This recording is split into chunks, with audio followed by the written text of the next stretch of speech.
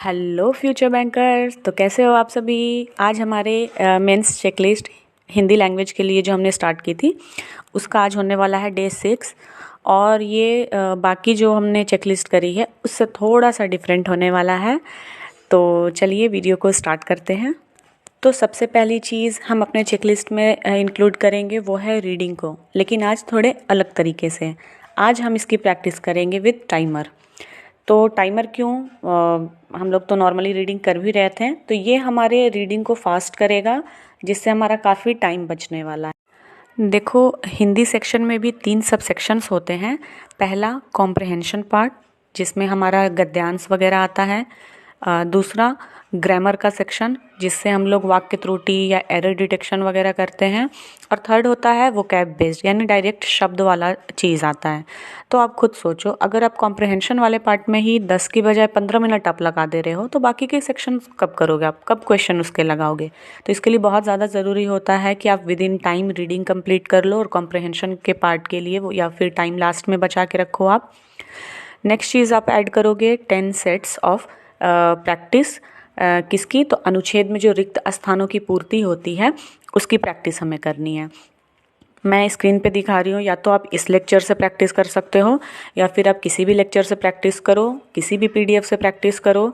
बात हमारी वही है, हमें प्रैक्टिस करनी है, वो भी रेलेवेंट और अच्छे लेवल की क्वेश्चंस की। देखो, मुझे पता है बहुत सारे लोग हर्षल सर को पसंद नहीं करते हैं या फिर उनकी पढ़ाई उन्हें समझ नहीं आती है, बट हमें टीचर के पॉलिटिक्स में नहीं पढ़ना है। हमें जहाँ कंटेंट अच्छा मिल रहा है हमें वहाँ से करना है। और मैं ये भी नहीं बोल रही हूँ आप उनकी क्लास को देखो, नहीं, क्लास नहीं देखनी है आपको, बस उनके क्वेश्चंस जो होते हैं स्क्रीन पे आते हैं उनको पॉज करके खुद से लगाना है। मैं बार बार यही चीज़ बोलती हूँ, इसमें किस टीचर की क्लास है क्या है हमको कुछ उसमें देखना ही नहीं है। हमें तो सिर्फ क्वेश्चन से मतलब है और लास्ट में सिलेक्शन से मतलब है। तो आप यहाँ से कर सकते हो या फिर जहाँ से भी मन है आप वो कर लो।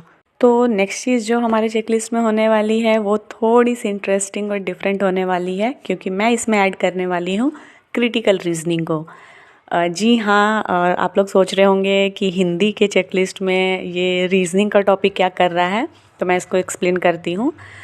देखो, जो हमारा रीडिंग वाला सेक्शन होता है वो स्ट्रॉन्ग करने के लिए हम लोग इसका यूज़ कर सकते हैं। इससे हमारी स्पीड बढ़ेगी, एक्यूरेसी आएगी। जो गद्यांश में हम लोग के थिंकिंग बेस्ड जो क्वेश्चंस बनते हैं उसमें इससे हमें बहुत हेल्प मिलने वाली है। इसके अलावा चूँकि ये रीजनिंग का टॉपिक है तो रीजनिंग आपकी अच्छी होने ही वाली है इसमें, क्योंकि 10 से 12 मार्क्स के वेटेज के क्वेश्चंस आते हैं फ्रॉम क्रिटिकल रीजनिंग। इससे हमारी अंडरस्टैंडिंग बढ़ेगी।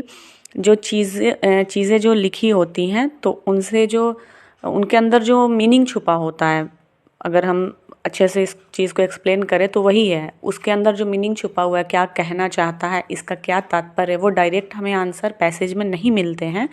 तो उसके लिए आप क्रिटिकल रीजनिंग के क्वेश्चंस लगाओ, आपको हिंदी में भी हेल्प मिलेगी, रीजनिंग में तो मिलने ही वाली है। तो ये तो एक काम में दो दो फायदे हो रहे हैं। बस एक बार आप ट्राई करना इस चीज़ को। तो अब इसमें हम इंक्लूड करने वाले हैं एक बहुत ही इम्पॉर्टेंट चीज़ को, जो कि होने वाला है प्रीवियस ईयर क्वेश्चन पेपर का सेशन। ये डे 1 पे भी आपने किया होगा, आरआरबी पीओ 2024 में जो भी क्वेश्चंस आए थे। और आज क्यों फिर इसकी ज़रूरत पड़ रही है लास्ट टाइम में? तो अब हमें जितना हमने प्रिपरेशन कर लिया है उससे हमें क्वेश्चन सब समझ में आएंगे कि उनकी फ्रेमिंग कैसी हुई थी, टॉपिक समझ में आएंगे कि किस टॉपिक से ज़्यादा सवाल थे या जो भी था। और आप ये भी देख सकते हो कि चेकलिस्ट मतलब जो मैंने डे 1 से डे 5 तक अभी तक करा है, क्या वो रिलेवेंट था प्रैक्टिस में हमारा, या फिर मतलब उससे कोई फ़ायदा हो रहा है कि नहीं हो रहा है। और आपके प्रीवियस ईयर के क्वेश्चन के सेशन को लगाने के बाद आपको समझ में आएगा कि जितनी भी आपने प्रैक्टिस अभी तक की थी वो वर्थ इट था। ये एग्ज़ाम में डेफिनेटली आपको हेल्प करने वाला है। अगर आपको यकीन नहीं हो रहा है तो मैं अपने एक प्यारे से सब्सक्राइबर की स्कोर कार्ड को स्क्रीन पे शेयर करना चाहूँगी, जो कि होने वाला है बिफोर एंड आफ्टर का। आप यहाँ देख सकते हो स्क्रीन पे कि ये उनका डे 1 पे था, जब उन्होंने चेकलिस्ट स्टार्ट नहीं करा था।